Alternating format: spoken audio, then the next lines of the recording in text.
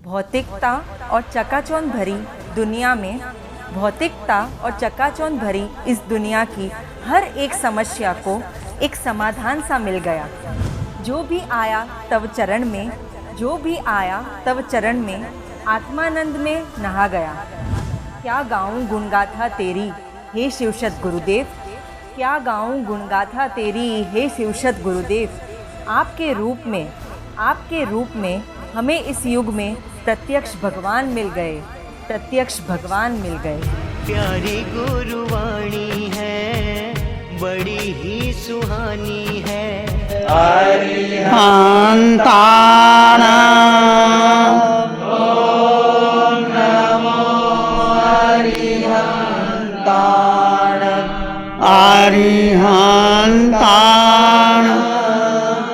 ओम नमो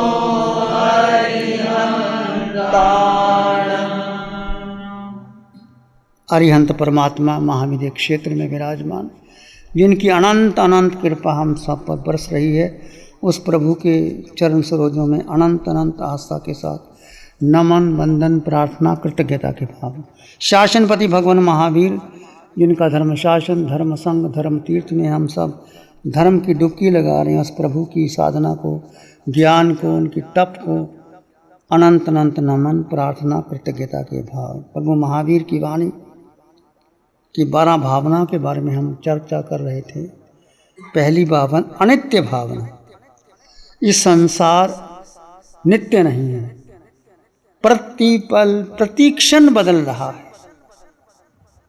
हमें बहुत देर के बाद एहसास होता है, जैसे आप के नाखून बढ़ गए और नाखून काट दिए, तो काटने के बाद आपको 5 दिन के बाद पता लगता है कि थोड़े नाखून आने लगे, परंतु नहीं, जैसे ही नाखून काटे गए उसी क्षण ये बढ़ने भी शुरू हो गए, उसी क्षण।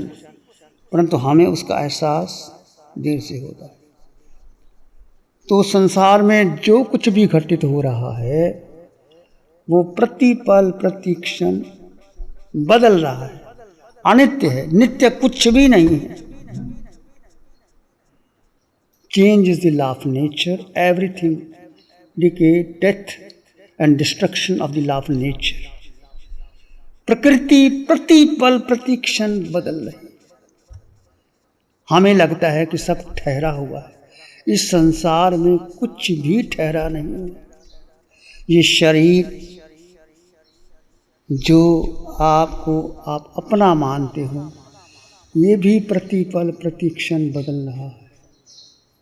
इसका एहसास हमें नहीं होता, पर धीरे धीरे होता है। तो अनित्य भावना क्या है? सब कुछ बदल रहा है। कबीर एक बार शमशान में गए तो किसी की लाश को जलते देखा तो कबीर उदास हो गए। तो वहाँ उन्होंने एक रचना की, हाड़ जले जो लाखड़ी, केश जले जो घास, सब तन जलता देख के भया कबीर उदास। एक व्यक्ति को शमशान में ले जाया जा रहा है और उसको घर वालों ने लकड़ी पर लटा दिया, लांबू लगा दिया। तो कबीर देखते हैं कि उनकी जो हड्डियां हैं कैसे जल रही हैं। हाड़ जले जो लाकड़ी, जो हड्डियां मजबूत हड्डियां थी वो लकड़ी की तरह जल रही हैं। केश जले जो घास, जो केश, जिस केश को हम इतना अधिक महत्व देते हैं, केश के लिए बहुत कुछ कहा जाता है। केश जले जो घास, जैसे घास सूखा घास जल जाता है, ऐसे केश जल रहे हैं। सब तन जलता देख के भया कबीर उदास। कबीर कहते ये शरीर है, सारा तन धू धू धू करके जल रहा है। हड्डियाँ जो बहुत मजबूत थी वो लकड़ी की तरह जल रही है, केश घास की तरह जल रहा है। इसमें सार क्या है? कुछ भी नहीं। तो कबीर एक बहुत उच्च कोटि के संत थे। कबीर ने जो लिखा है वो सचमुच एक महावीर की वाणी की तरह लिखा है। कबीर निष्प्रही थे और इतना ही काम करते थे, घर में चुराहे का काम करते थे, पत्नी ताना बाना बुनती थी, राम का ताना राम का बाना, राम ही बुनने वाला राम ही करने वाला। इसका मतलब क्या हुआ कि मैं कुछ करना नहीं रहा।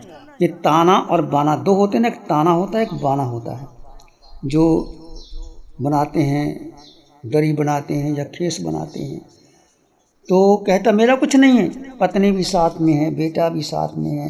वो क्या कहता है, राम का ताना और राम का बाना, राम ही बनाने वाला है, राम बेचने वाला है। जब चादर बन जाती थी तो किसी ग्राहक को ढूंढते थे, ये राम बहुत यत्न से चादर ओढ़ी है, इसको तो ओढ़ ले, इसको ले ले। तो घट घट में राम ही देखते थे सब। तो हमें क्या शिक्षा मिलती है, राम कहो, रहमान कहो, आत्मा कहो, परमात्मा करो, सब कुछ आत्मा में देखो। उठते बैठते चलते सोते खाते पीते मेरे भीतर जो आत्मा है वो सत्य है, बाकी सब नाशवान है। और पहुँचे हुए कबीर थे, ज़्यादा पैसा भी नहीं था, कई बार तो खाने के लिए भी लाले पड़ जाते थे, भोजन भी नहीं होता था, पर संतोषी सदा सुखी। जिसके पास संतोष का धन है उसको पैसा ना भी मिले तो कोई फर्क नहीं पड़ता। ऐसे थे कबीर। और जाते थे चादर ले करके, और ग्राहक मिल जाता उसको दे देते, पैसा ले आते और काम चला देते। तो ऐसा कबीर कहता है अपने मन में, साईं इतना दीजिए जामे कुटुम समाए, मैं भी भूखा न रहूं पहुना भी भूखा न जाए। साईं परमात्मा इतना ही मुझे देना कि मेरा परिवार चल जाए और घर में कोई अतिथि आ जाए, कोई साधु आ जाए वो भूखा ना जाए। और कितना चाहिए बोलो आपको, इतना ही चाहिए ना। तुम्हारा परिवार चल जाए, कोई साधु आए, कोई अतिथि आए, कोई पहुना आ जाए, वो घर से खाली नहीं। ऐसा संतोषी व्यक्ति कबीर। साईं इतना दीजिए जामे कुटुम समाए, मैं भी भूखा न रहूं पहुना अतिथि साधु भूखा। और कबीर का बेटा कमाल उससे भी आगे, कमाल से आगे। बहनें चक्की पीसती हैं, आजकल तो ज़माना नहीं है, हमारे घर में चक्की होती थी, तो दाने डालते थे, चक्की पीसती थी, फिर आटा बनता था, फिर भोजन रोटी बनती थी। पुराने ज़माने में सब कुछ काम घर में ही होता था। तो चक्की पीसते पीसते कबीर को बहुत ख्याल आया। कबीर क्या कहते हैं, चलती चक्की देख के दिया कबीरा रोए, चलती चक्की देख के दिया कबीरा रो, दो पाटन के बीच में सावत बच्चा ना कोई। कबीर बहुत उदास हो गया कि चलती चक्की जब चलती है, जितना उसमें चना या कुछ भी डालते हो, गेहूँ बाजरा, तो दोनों पाटन के बीच में सब मैदा हो जाता है। कबीर को बहुत चिंता हुई, क्या करना चाहिए। उसका बेटा कहता है, चक्की चलती चलन रे सबका मैदा हो, कील से जो लगा रहे बालन बंका। कमाल अपने पिता को कहता है, पिताजी कोई बात नहीं, चक्की चलती चलने दो, सबका मैदा हुए, कील से जो लगा रहे बालना बांका कोई। बहुत महत्वपूर्ण बात। कील का मतलब समझते हो, चक्की के बीच में जो कील होती है उसके साथ जो दाना लगा रहता है, कुछ नहीं कर सकता, मैदा नहीं होता। कीले से जो लगा रहे बालना बांका।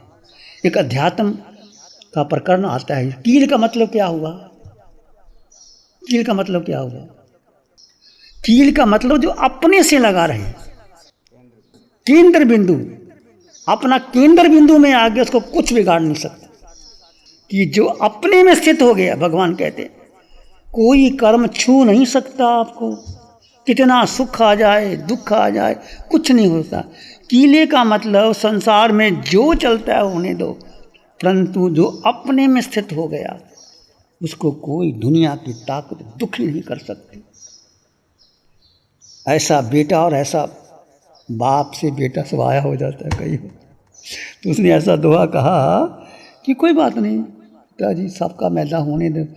चक्की के साथ जो दाने लगे रहते हैं ना, उसको कोई बिगाड़ नहीं सकता। मतलब कील का मतलब जो मूल है, जो हमारा स्वभाव है, जो हमने बनना है, जो हमारा केंद्र बिंदु है, उसको छोड़ना नहीं। हमारी सबसे बड़ी भूल क्या है कि हमने केंद्र बिंदु को छोड़ दिया और आसपास के चक्कर में, संसार में, परिवार में, घर में, मौज शौक में, इंद्रियों में उलझ गए और 4 गति 84 लाख जीवा योनियों में हम फंस गए। इसलिए अनित्य भावना क्या है कि संसार में कुछ भी सार नहीं है, सब परिवर्तनशील है। ये देह कितना बदल गया। जब आप माँ के गर्भ में थे, जब अनु के रूप में आपका वहाँ प्रवेश हुआ, वो चित्र आपको दिखा दिया जाए कि ये तुम हो, तो क्या आप पहचान सकते हो? नहीं पहचान सकते। जब माँ के गर्भ से 9 महीने वो शरीर बना, जीव ने प्रवेश किया तो शरीर बना, जीव ना प्रवेश करता तो शरीर बन ही नहीं सकता था। ये आत्मा की मौजूदगी में 9 महीने शरीर बना। उस 9 महीने के बाद जब बच्चे का जन्म होता है, वो तस्वीर आपको दिखा दी जाए तो आप पहचान नहीं पाएंगे ये मेरी तस्वीर है।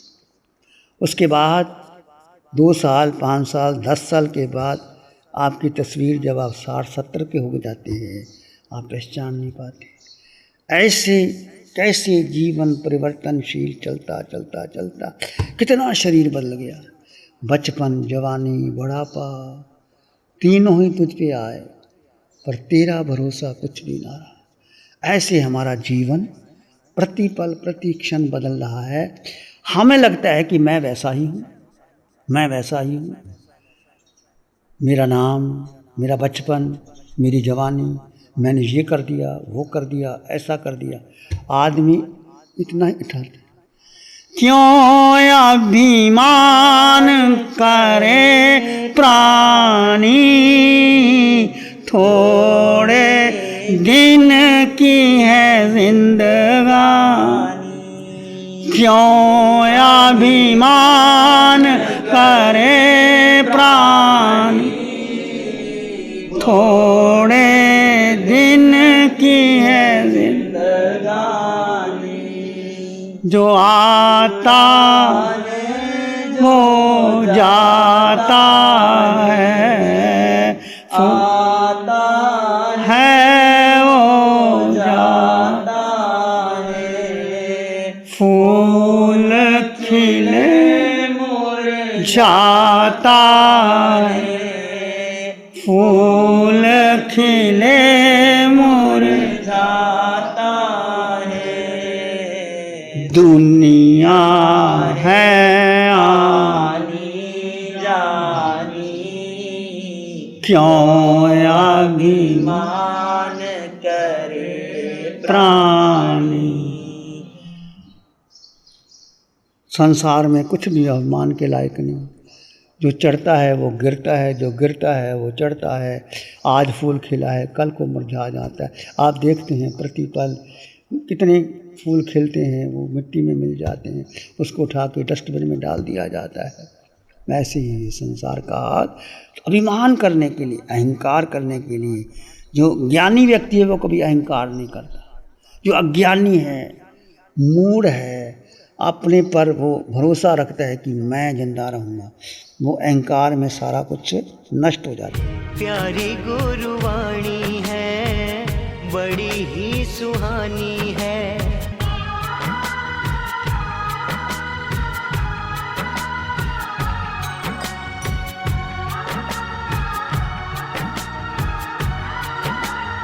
नमो अरिहंतानं नमो सिद्धानं नमो आयर्यानं नमो अभ्यायनं नमो लोय सत्साहुनं धम्म मंगलमुखिठम अहिंसा संयमो तव देवावित्तं नमं सन्ति जस धम्म श्यामन श्री चत्तारी मंगलम अरहंता मंगलम सिद्धा मंगलम साहु मंगलम केवली पाणत्तो धम्मो मंगलम चत्तारी लोगोत्तमा अरहंता लोगोत्तमा सिद्धा लोगोत्तमा साहु लोगोत्तमा केवली पाणत्तो धम्मो लोगोत्तमा चत्तारी शरणं पवज्जामि सिद्धे शरणं पवज्जामि केवली पणत्तं धम्मं शरणं पवज्जामि चारि शरण दुख हरण जगत में और ना शरणा